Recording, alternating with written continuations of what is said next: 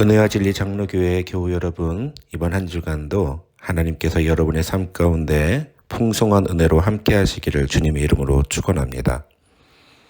오늘 새벽에 만나 본문은 사사기 20장입니다.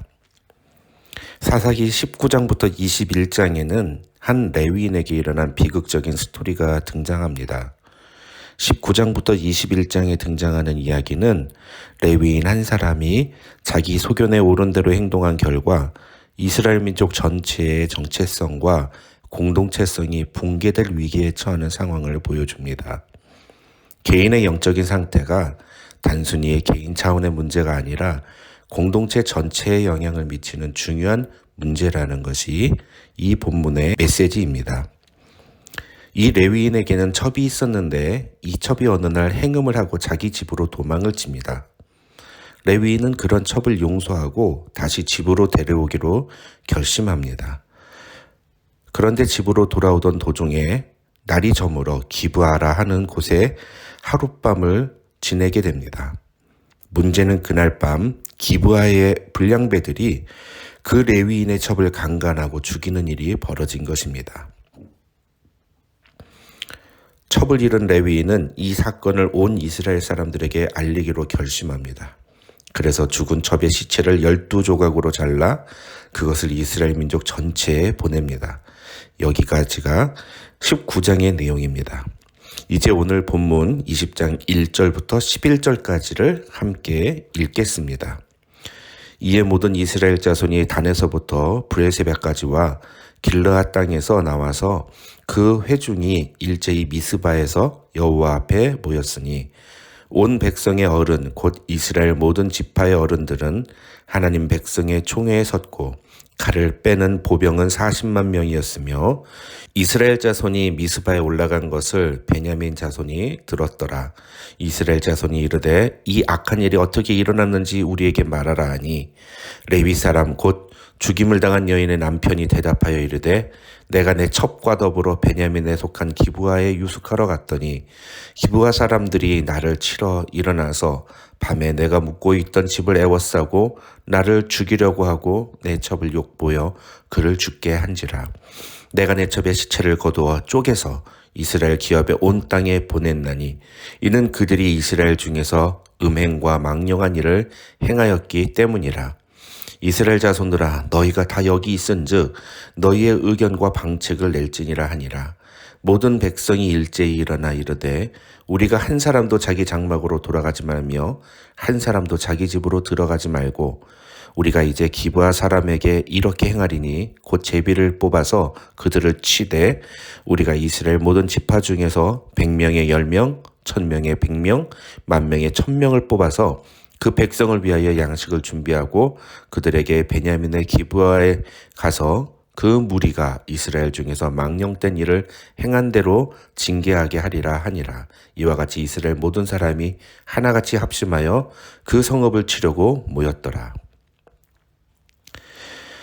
새벽에 만나 오늘 본문인 사사기 20장은 레위인이 보낸 첩의 시체 조각을 보고 모여든 이스라엘 백성들의 모습을 보여줍니다. 짧게 요약하면 레위인이 보낸 시체 도막을 본 이스라엘 백성들은 분노하면서 모두 미스바로 모입니다.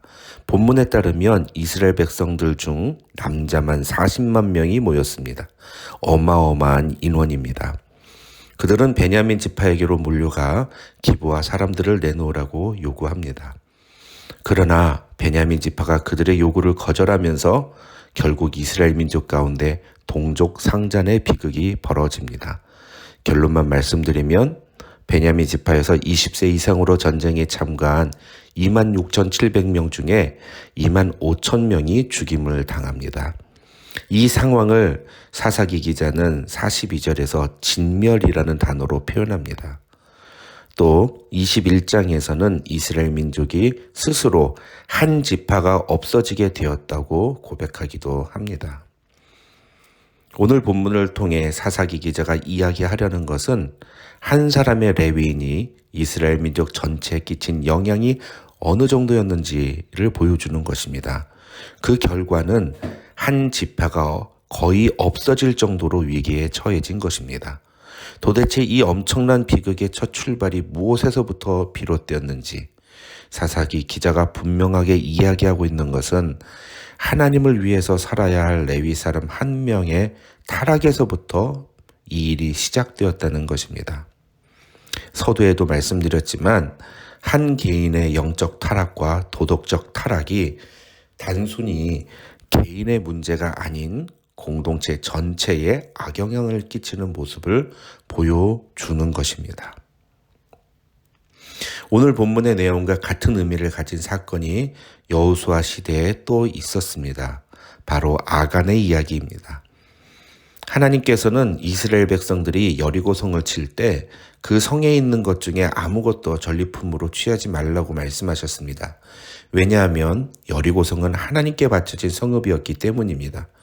그런데 아간은 그런 하나님의 말씀을 어기고 자기 욕심을 따라서 전리품을 취하고 그것을 자기 숙소 밑에 묻어둡니다. 이스라엘 백성들 200만 명 중에 아간 딱 한 사람이 하나님의 명령을 어긴 것입니다. 그런데 그런 아간의 행동 때문에 어떤 일이 벌어집니까? 여리고성과는 비교도 안 될 만큼 작은 성이었던 아이성에서 이스라엘군이 패배를 경험하게 됩니다. 너무나 어이가 없는 패배였기 때문에 여호수아는 하나님께 도대체 왜 우리가 이런 패배를 당해야 됐는지, 하나님께서 왜 이런 패배를 허락하셨는지를 묻습니다. 그러자 하나님께서는 여호수아에게 이렇게 말씀하십니다. 이스라엘이 범죄하여 내가 그들에게 명령한 나의 언약을 어겼으며 또한 그들이 온전히 바친 물건을 가져가고 도둑질하며 속이고 그것을 그들의 물건들 가운데 두었느니라. 여러분 잘 보십시오. 아간 한 사람이 범죄한 것입니다. 그런데 하나님은 이스라엘 전체가 범죄했다고 말씀하고 계십니다. 그래서 이스라엘 전체가 그 죄의 대가로 아이성 전투에서 패배하게 됐다는 것입니다. 여러분 오늘 본문으로 다시 돌아가 봅시다. 사실 이 레위인 한 사람의 문제는 개인의 문제로도 끝날 수 있었습니다. 그런데 이 레위인 한 사람의 문제가 결국은 한 민족이 진멸되는 위기를 불러오게 됩니다. 사사기 기자는 이것을 하나님의 준엄한 심판으로 이야기하고 있는 것입니다. 이 레위인에게는 심각한 문제가 또 있습니다. 우리가 읽은 본문 1절부터 11절까지를 잘 보십시오. 레위인은 자신의 잘못에 대해서는 전혀 언급하지 않고 오직 기브아 사람들의 악행에 대해서만 사람들에게 항변합니다. 기브아 사람들의 음란과 이 악행을 처벌해달라고 요청합니다. 여러분 그런데 진짜 음란과 악행은 누가 저질렀습니까? 이 레위인입니다. 레위인의 음란은 무엇에서 볼 수 있습니까? 그가 첩을 가졌다는 사실에서 우리는 발견할 수 있습니다. 여러분 성경은 절대로 첩을 허용하지 않습니다. 성경에 기록된 여러 등장인물들 중에 물론 첩과 여러 부인들을 가진 사람들이 있습니다. 가장 대표적으로 아브라함 같은 사람들이 있죠. 그렇지만 그것은 하나님이 허락하신 것이 아닙니다. 하나님이 남자와 여자를 창조하셨을 때 세워두신 결혼제도의 아주 준엄한 명령은 바로 일부일처 제도였습니다. 성경에 기록되었다고 해서 모든 것이 다 허용되는 것이 아니라 사실은 그런 일들은 인간의 악함과 죄성을 보여주는 증거일 뿐입니다. 그래서 오늘 본문에서 등장하는 이 레위인 역시도 첩을 가졌다는 사실이 아무렇지 않게 기록되어 있지만 사실은 바로 여기서부터 모든 문제가 출발한 것이라고 보는 것이 옳습니다. 뿐만 아니라 이 레위인에게서 발견되는 악행이 있습니다. 그것은 무엇이죠? 기브아 사람들의 잘못을 두둔할 이유는 없습니다. 그러나 그렇게 해서 어쨌든 죽임을 당한 그 첩의 시체를 이 레위인이 어떻게 합니까? 12조각을 냅니다. 아무리 이 상황이 분하고 억울하고 또 이것을 많은 사람들에게 알려야 되겠다라고 해서 죽은 첩의 시체를 12조각을 낸다는 것이 말이나 됩니까? 얼마나 악한 짓입니까? 그런데 레위인은 자신의 행위가 얼마나 악한지를 보지 못합니다. 그것에 대해서는 전혀 이야기하지 않습니다. 그것이 문제인지를 알지 못하는 거지요.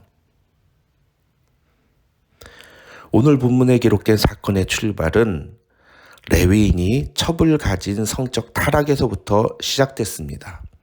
그리고 그 레위인과 그 첩에게 일어난 이 비극적인 사건이 민족 전체로 확대되게 된 것은 이 레위인이 죽은 첩의 시체를 12조각을 내서 온 이스라엘에 보내는 것에서부터 시작이 되었습니다. 그러나 본문 어디에도 이 레위인이 자신의 행위에 대해서 잘못을 인정하는 내용은 찾아볼 수가 없습니다. 오늘날 사회의 여러 가지 부조리에 대해서 분노하는 사람들이 많습니다. 그런데 가만히 보면 그런 사람들조차도 사실은 뒤에서 똑같은 짓을 저지르고 있는 모습들을 우리는 보게 됩니다. 비단 사회뿐만 아니라 교회에 대해서도 마찬가지입니다. 많은 사람들이 교회의 문제를 지적합니다.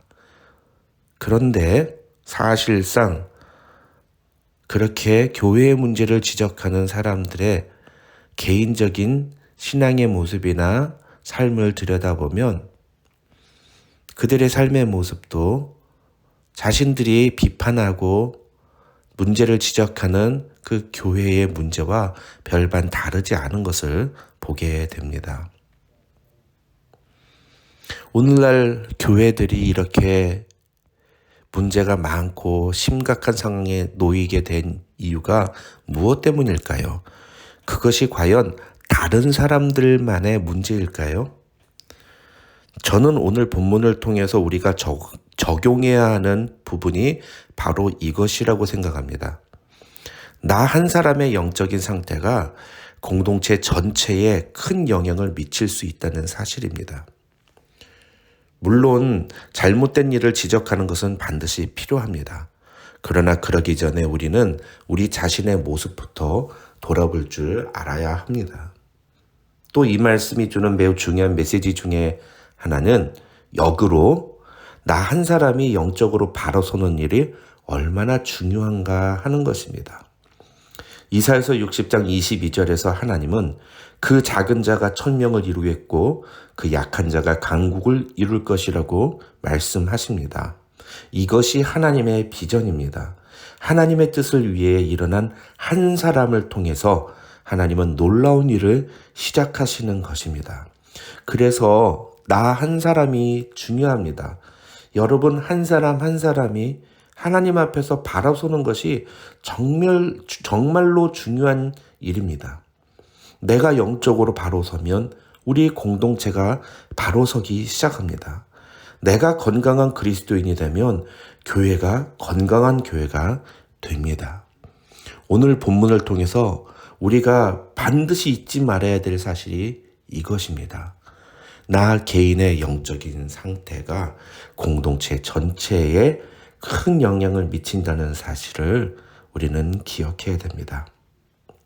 하나님 앞에서 바른 신앙인으로 살기로 결단하고 오늘 나의 신앙의 모습을 하나님이 보시기에 아름답고 바른 모습으로 다시 되돌이키는 우리 은혜와 진리 장로교회 교우 여러분 되시기를 주님의 이름으로 축원합니다.